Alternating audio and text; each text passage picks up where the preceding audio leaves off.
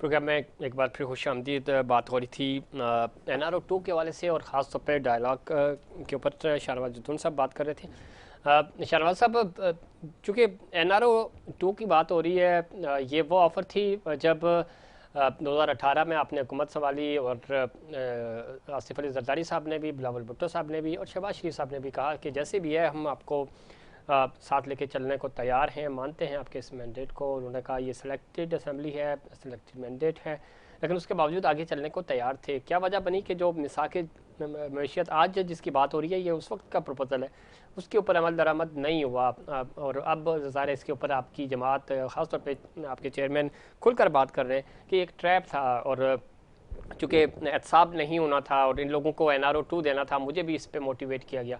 तो क्या वजह थी उस वक्त इसके ऊपर बात नहीं हुई? अब ज़ाहिर इक़्तिदार से जब आप बाहर आ गए तो अब बहुत सारी चीज़ें खुलकर सामने आ रही हैं, लेकिन अभी भी कोई उम्मीद बाकी है कि आप वापस डायलॉग की तरफ जाएंगे?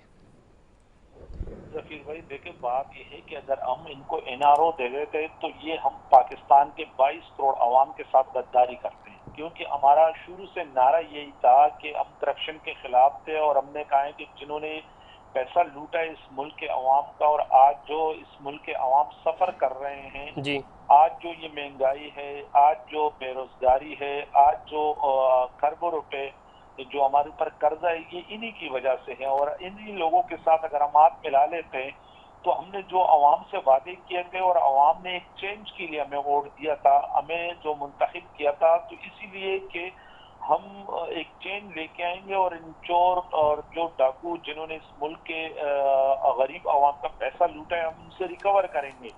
तो वो तो हम उस मुल्क के अवाम के साथ गद्दारी थी।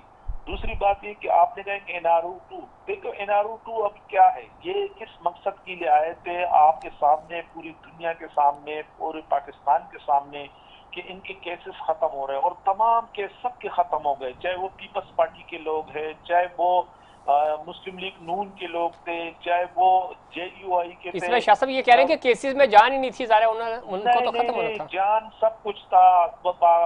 बिल्कुल वो तो ओपन शेट केस थे। ये जो रंगा का ये शहबाज शरीफ का जो केस था सब कुछ होता, लेकिन इनके साथ एक कमिटमेंट इनकी हुई थी कि भाई हम आपको खत्म करके देंगे, कि NRO 2 आपको देंगे। देखो नवाज शरीफ को भी यहाँ से जो निकाला गया था, कहाँ है नवाज शरीफ? जब यहाँ से गए तो किसी 2 दिन किसी हॉस्पिटल में रहा, यहाँ तो ऐसे वो क्रिएट कर दिया गया कि भाई शाम तक मरने वाले हैं, प्लेटलेट्स गिर गई हैं और 6000 तक आ गई हैं और 7000 तक आ गई हैं, यानी वो हर बंदे को उसमें डाल देते कि बस शाम तक मरने वाला है।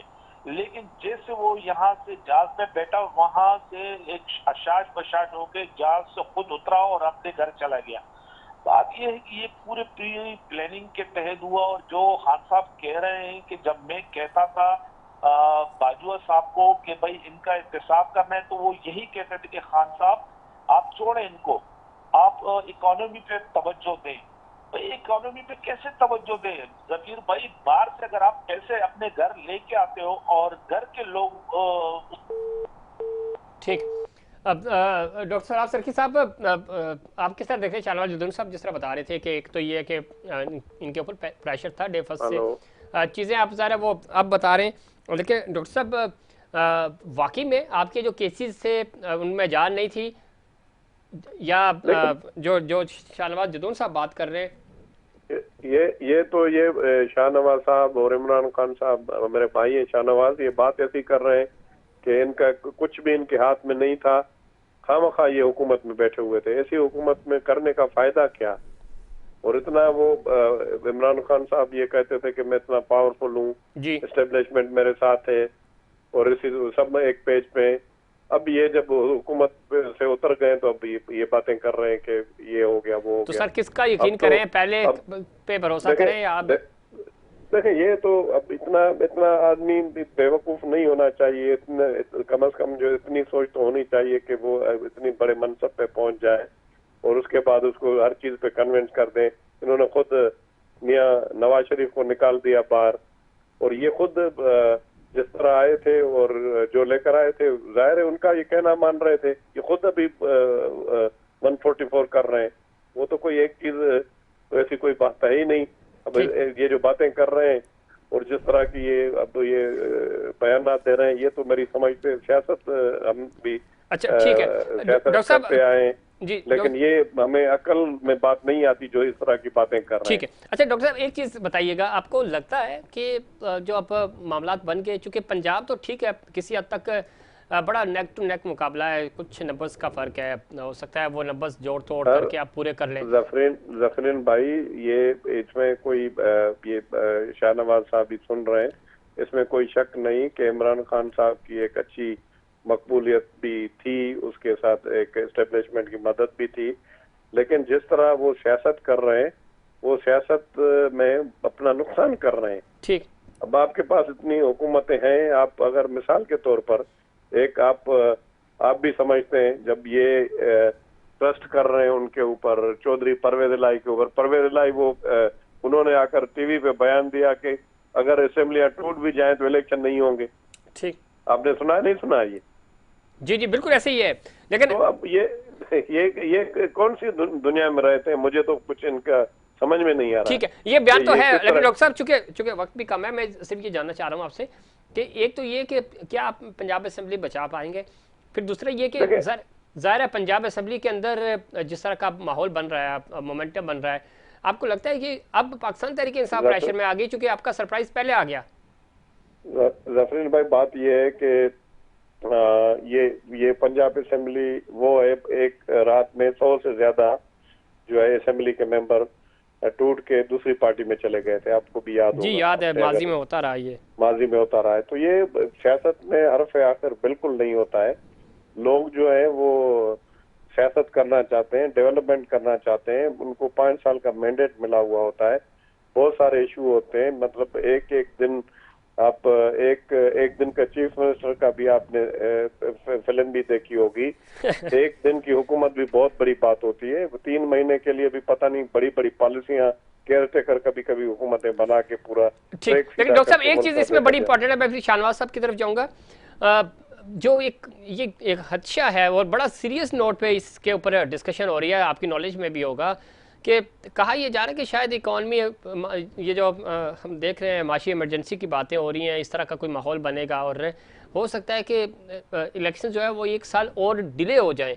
इसमें कितनी जान है और इसके ऊपर वाकई में पीछे आपके जो पॉलिटिकल थिंक टैंक्स हैं, खासतौर पर जरदारी साहब हो गए, इस तरह के लोग जो हैं वो वाकई इसके ऊपर प्रैक्टिकली काम कर रहे हैं कोई? डॉक्टर साहब ये मेरे से पूछ रहे हैं आप? जी जी आपसे ही पूछ रहा हूँ कि आपको लग रहा है कि जी मैं समझ रहा था कि शाहनवाज भाई बिल्कुल नहीं, शाहनवाज साहब के पास में जाऊंगा ये सवाल लेके।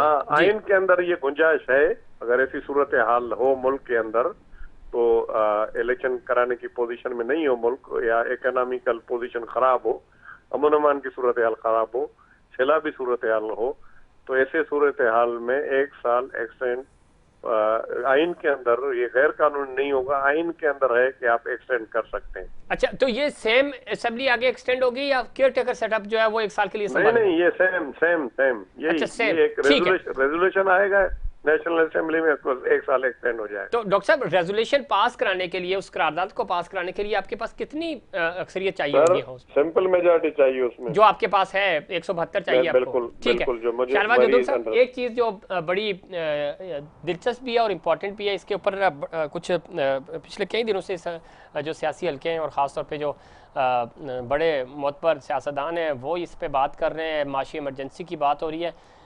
यही वजह है कि शायद आप ये स्टेप भी आपने उठाया कि कहें ये हुकूमत जो है वो 1 साल के लिए मज़ीद टाइम ना ले ले माशी इमरजेंसी डिक्लेयर करके। आपको लगता है कि ये इस फार्मूले पे इनको कामयाबी मिलेगी, या उससे पहले पहले जो आपने सरप्राइज़ तैयार किए हुए हैं उन्हीं सरप्राइज़ में इनको उलझा के आप इलेक्शन लेने में कामयाब हो जाएंगे? जफीर भाई देखे, ये तो हर वो अरब इस्तेमाल करेंगे क्योंकि जाहिर इनको अपनी वादी शिकस्त नजर आ रही है। मतलब इन्होंने ये अरब भी इस्तेमाल किया, इनके जो बड़े थे इनको कहा था कि आप मिलके इलेक्शन लड़े तब आप इमरान खान साहब को हरा सकोगे, वरना अदरवाइज अकेले अकेले आप हरा नहीं पाओगे। वो भी वो हरबा भी इन्होंने इस्तेमाल किया। और अभी रिसेंटली जो इलेक्शन हुए मुख्तलिफ हल्कों में, ये तमाम 13 की 13 पार्टियां मिलकर तहरीक इंसाफ के खिलाफ लड़े और इनको वादी शिकस्त हुई। तो ये तो इनको अपनी शिकस्त नजर आ रही है, तो जाहिर ये तो हर वो हरबा इस्तेमाल करेंगे क्योंकि इलेक्शन से भागना है इन्होंने। अभी आप अंदाजा लगा लें कि बल्दियाती इलेक्शन कराची में 3 मरतबा इन्होंने डिले किए, आज इस्लामाबाद के इस्लामाबाद अंदर के भी जो जी। अभी इलेक्शन होने जा रहे थे, बल्दियाती इलेक्शन को 8-10 दिन बाद इस्लामाबाद के अंदर पोलिंग थी, वो भी इन्होंने डिले कर दी क्योंकि इनको वाज़ेह नजर अपनी शिकस्त नजर वहां भी नजर आ रही थी।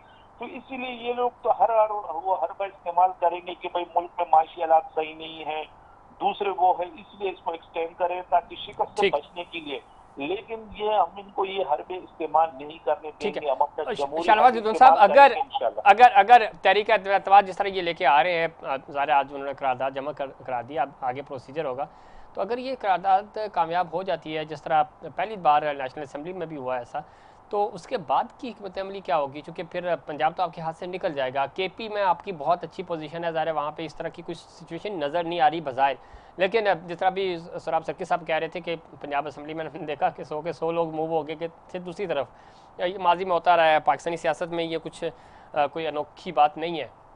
तो आप मेंटली आपके पास या आपका जो थिंक टैंक है वो क्या प्लान करके बैठा है? किस तरह आप सर्वाइव करेंगे और किस तरह हुकूमत को मजबूर करेंगे कि आप फ्रेश इलेक्शंस ले सकें?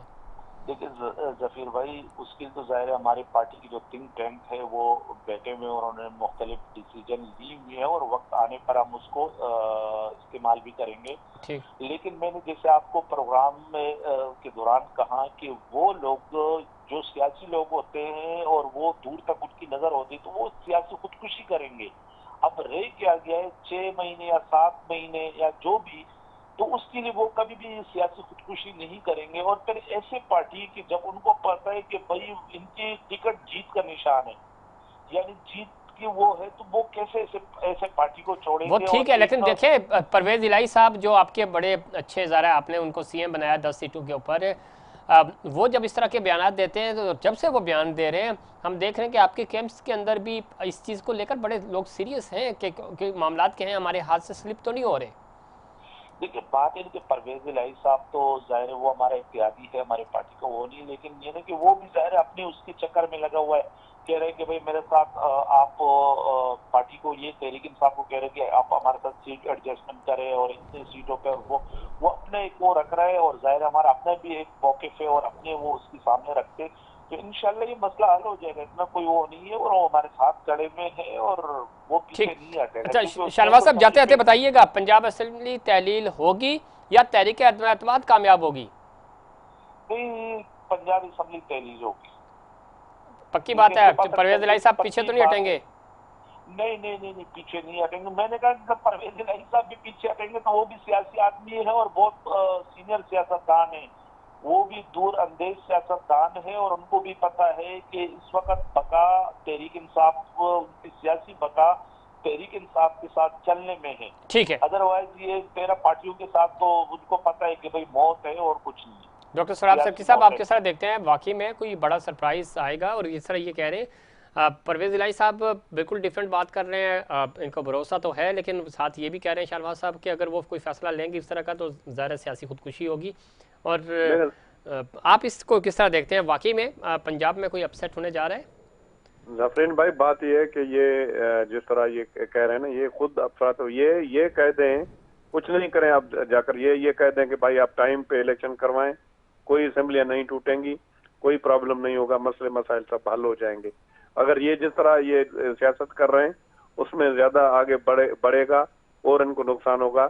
और मैं आपके चैनल से आपको बता रहा हूँ कि ये पंजाब असेंबली तहलील नहीं होगी, ये पंजाब असेंबली बच जाएगी, ये तहलील नहीं कर पाएंगे। अच्छा, तो बच जाएगी से मुराद ये क्या ले रहे हैं आप? तहरीक एतमाद कामयाब करेंगे या चौधरी परवेज इलाही साहब बैकअप? देखें मैं जो देख रहा हूँ, मुझे जो आप नजर आ रहा है, दोनों ऑप्शन पे काम हो रहा है। ठीक, चौधरी परवेज इलाही पे भी काम हो रहा है और जो है दूसरा। तो इस पोजीशन में फिर खान साहब क्या यू टर्न लेंगे? खान साहब तो बयान दे चुके हैं कि मैंने 23 को असेंबली तहलील कर देनी है। नहीं, खान साहब का तो कोई मतलब, जदून भाई मेरे भाई नाराज हो जाएंगे, उन्होंने तो बहुत सारी चीजों पे वापस लिए हैं फैसले। हाँ वो ठीक है, शहनाज साहब नाराज से नहीं होते, अच्छे पहले ऐलान वफादार सियासतदान है, लेकिन डॉक्टर साहब आपकी पार्टी ने भी बड़े यू टर्न लिए हैं। आपने इनको कातिल लीग कहा और इत्तेहादी बने, डिप्टी वज़ीर आज़म बनाया था आपने। सर हमने तो लिए, हम तो ऐसी बात नहीं, हमने तो सियासत में इम्पॉसिबल को पॉसिबल बनाया। हम तो अपने आप को इन इस सिस्टम का ऐसा समझते हैं, हम तो ये समझते हैं ना ये आसमान से उतर के आए। अच्छा, हम तो हैं, हमने तो बिल्कुल इतना हमारे ऊपर कितने आप सारे मानते हैं, आप मुफाहमत की सियासत करते हैं ज़रा, जिनको आपने देखे हमारे बिल्कुल हम मानते हैं, हमारे ऊपर सारा नून लीग ने केस बनाए, झूठे केस बनाए। बेनजीर भुट्टो साहबा को जेल में बिठा, जब बेनजीर भुट्टो साहबा ने ये देखा तो उनके साथ जाकर सीओडी साइन भी किया। ये ठीक, हमने तो बिल्कुल, ठीक है। क्योंकि हमें पता जदून है कि साहब, आप यहाँ कुछ पर ऐड करना चाह रहे हैं? मुझे वाइंड अप करना है जी, जदून साहब। देखिए, बात ये है कि डॉक्टर साहब हमारे मेरे भाई है, सीनियर है, लेकिन डॉक्टर साहब बात ये है कि कम से कम मुल्क का भी सोचना चाहिए, इस मुल्क के अवाम का भी सोचना चाहिए, अपने जाती मफादात नहीं देखने चाहिए। बस 75 साल हो गए, कब तक इस मुल्क के अवाम, गरीब अवाम के साथ हम खेलते रहेंगे? खुदा इस मुल्क के लिए कुछ सोचे। यानी आप देख ले, मुल्क मैं समझता हूँ दलदल की तरफ जा रहा है। एलसी हमारी खुल नहीं रही है, कोई हमारे साथ कारोबार करने के लिए तैयार नहीं है, मुल्क डिफॉल्ट के उस पर खड़ा हुआ है। तो खुदा के वास्ते मुल्क के लिए ठीक है, मुल्क के वसीतर मफाद में फैसले होने चाहिए, तमाम स्टेक होल्डर्स को इस पर सोचना चाहिए। बहुत शुक्रिया आप दोनों मेहमानों का। नाज़रीन, ये था हमारा आज का प्रोग्राम। उम्मीद करता हूँ देखिए प्रोग्राम की तरह आज का प्रोग्राम भी आपको पसंद आएगा।